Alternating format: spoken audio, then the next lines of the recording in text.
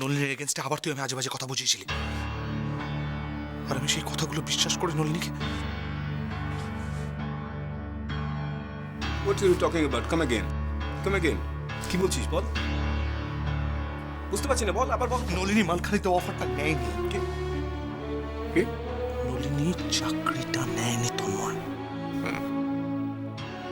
না না, মানে ও আবার রিকনসিডার করবে রুদ্র। দেখ এরকম হয় নাকি? এরকম একটা অফার কেউ ছাড়তে পারে? নলিনীকে তুই চিনিস না, আমি চিনি। আমি তোর কথার উপর বিশ্বাস করি নলিনীকে কতগুলো কথা। আমার প্রথম থেকে ওকে বিশ্বাস করা উচিত ছিল। হ্যাঁ, চাকরিটা ছেড়ে দেওয়া উচিত ছিল, বেকার ঘরে বসে বসে কবিতা লেখা উচিত ছিল। এই এই ছেলে মানুষের মতো করিস না রুদ্র, ছেলে মানুষ। ছেলে মানুষের মতো এতদিন করেছি তোর কথা শুনে তন্ময়। শর্টকাট নিয়ে বড় হতে গেছিলাম খুব তাড়াতাড়ি। তার জন্য কি করেছি জানিস? প্রত্যেকটা মুহূর্তে তোর মিথ্যে কথাগুলো শুনেছি, তোর ভুলভাল কথাগুলো শুনেছি, আর নিজেকে ঠকিয়েছি। রুদ্র, ঘোর এদিকে, এদিকে ঘোর। তুই বলতে চাইছিস আমি জেনে শুনে তোর ক্ষতি করেছি? এটা হতে পারে? আমরা কতদিনের বন্ধু? সে করে হয়তো ক্ষতি করিসনি।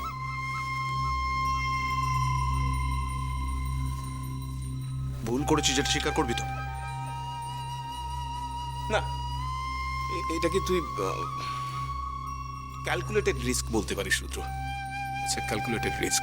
দেখ, আমি কখনো স্বপ্নেও ভাবতে পারি না যে তোর ক্ষতি হোক, এটা আমি ভাবতেই পারি না। আমি সবসময় ভাবি, ইনফ্যাক্ট আই রিয়েলি হোপ যে তুই আর নলিনী আবার। নলিনী কোনোদিন আমার ফ্ল্যাটে আসবে না। হ্যাঁ, তো আসতে পারবে না, আসবে না, সো হোয়াট? তুই একটা কথা বলতে পারিস আমি কি এত বড় অন্যায় করছি যার জন্য এত বড় শাস্তি আমায় দেবে? Exactly, exactly. তোদের মধ্যে যাই ঘটে থাকুক না কেন, তার জন্য ও তোর এগেনস্টে এরকম একটা শত্রুর মতো স্টেপ নেবে? আমি ভাবতে পারি, আমি বিশ্বাস করতে পারছি না। আমি বিশ্বাস করতে পারছি না। ও মাই গড।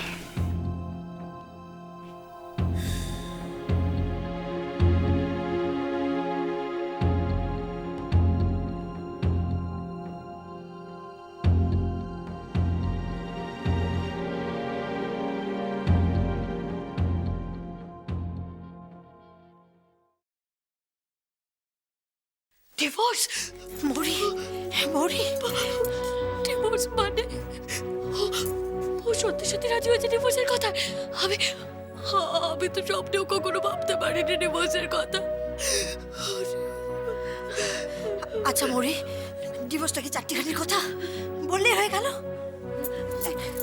নিখিল, নিখিল নিজে মুখে তোকে কিছু বলেছে কি? হ্যাঁ, ও যদি এরকম কোনো সিদ্ধান্ত নিত তাহলে নিশ্চয়ই তোকে জানাতো। জানাতো না বল? কিন্তু মাঝে বললেন যে ও রাজি হয়েছে ডিভোর্সের কথা। তো শাশুড়ি মা বললেন উনি তুই বিশ্বাস করে নিলি? উনি নিজের স্বার্থ সিদ্ধির জন্য সবকিছু করতে পারেন, সবকিছু। স্বার্থ সিদ্ধি নয় মা, ছেলেকে ভালোবেসে উনি সব কিছু করতে পারেন। আর আমি তো সত্যি সত্যি ওনাদের মনে ধারণা দিয়েছিলাম যে আমি একা থাকতে চাই। এখন এখন কি হবে? কি হবে মা? কি হবে বলো না? কে বোঝাবে ওকে? কি হবে? মরি, অন্য কেউ বোঝালে খুব একটা লাভ হবে বলে আমার মনে হয় না। তাহলে তাহলে এখন মরি, মরি, আমি বলি কি তুই বাড়ি ফিরে যা। বাড়ি? হ্যাঁ, তুই বাড়ি ফিরে গিয়ে নিখিলের জন্য প্রতীক্ষা কর মা। মা, তুমি শুনলেন আমার শাশুড়ি মায়ের কথা? উনি বললেন না আমি আমি কার জন্য প্রতীক্ষা করবো? কে জানে ও বাড়ি ফিরছে কিনা। রাগ হলে তো বাড়ি কারোর সাথে কোনো সম্পর্ক রাখে না। ও সেই জন্যেই সেই দুশ্চিন্তাতে তো শাশুড়ি ম্যাডাম অস্থির হয়ে উঠেছেন। তাই তাই তো শাশুড়ি মা এখানে এসে নিখিলকে হাতের কাছে না পেয়ে তোর উপর হম্বিতম্বি করে গেলেন। মরি, মরি, দু চার দিন যেতে দে মা, একটু রাগটা থিতুতে দে। দিবি, সব ঠিক হয়ে গেছে, সব ঠিক হয়ে গেছে। আমি ফিরে গেলেও ও কি আর আমার সাথে কথা বলবে মা? কি হবে, কি হবে এখন? মা, ও মা, মাগো কি হবে বলো না। ও যদি এই জীবনে সত্যি সত্যি আর কখনো আমার মুখ দেখতে না চায়, কে বোঝাবে ওকে? কে বোঝাবে? কি হবে মাগো? কি হবে? কি হবে? কি হবে?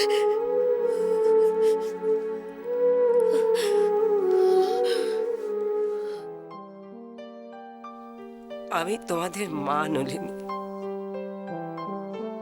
যে কোনো কিছুর বিনিময়ে আমি তোমাকে আর নিখিলকে সুখী দেখতে চাই। এইভাবে নিখিলকে দেখতে আমার ভালো লাগছে না। মা, নিখিলের ভালোর জন্য তুমি কি ভাবছো?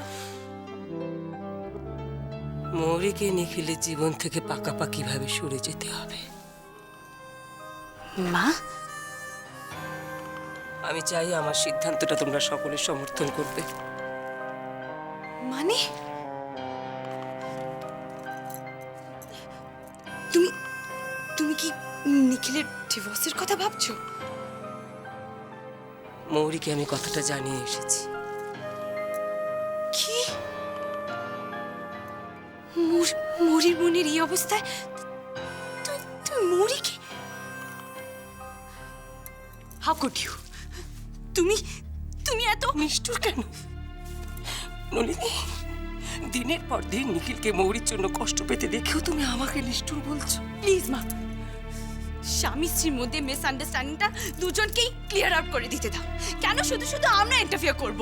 এত বড় একটা দুর্ঘটনা ঘটে যাওয়ার পরেও শুধু শুধু বলছো। মৌরি এখন আর নিখিলকে ভালোবাসে না। ভালোবাসলে কেন নিখিলের সন্তানের মা হতে চাইবে না? মা, একটা দুর্ঘটনার জন্য মৌরিকে দায়ী করার কোনো অর্থ হয় না। প্লিজ মা, এই ব্যাপারে আমি তোমার সাথে নেই, একদম নেই। আমি জানি যে এখনো ওরা দুজন দুজনকেই ভালোবাসে, খুব ভালোবাসে।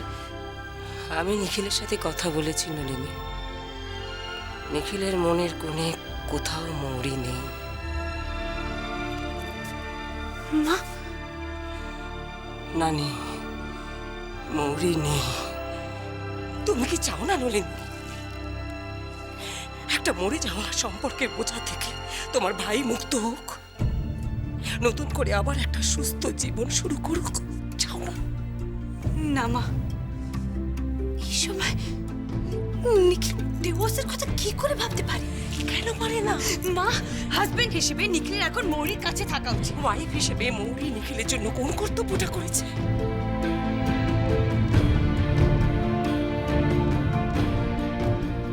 নলিনী দেখো, আমার মতামতটা আমি তোমাদের প্রত্যেককে জানিয়ে দিচ্ছি।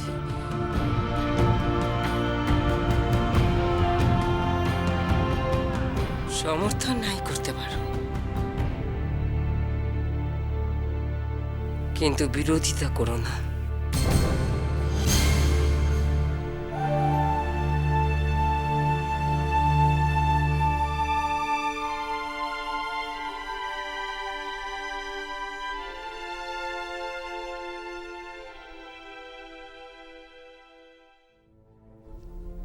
কি?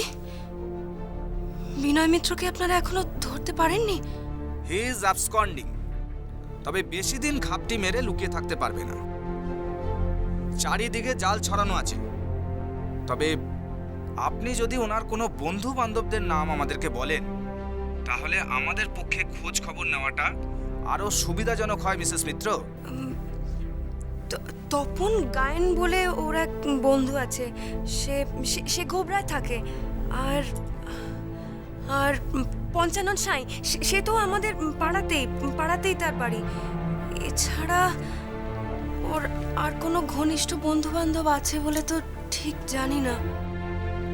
কোনো আত্মীয় স্বজন? না, কেউ নেই। ও, কালনাতে এক পাতানো পিসি আছে, তার বাড়ি ওই হাসপাতালের কাছে।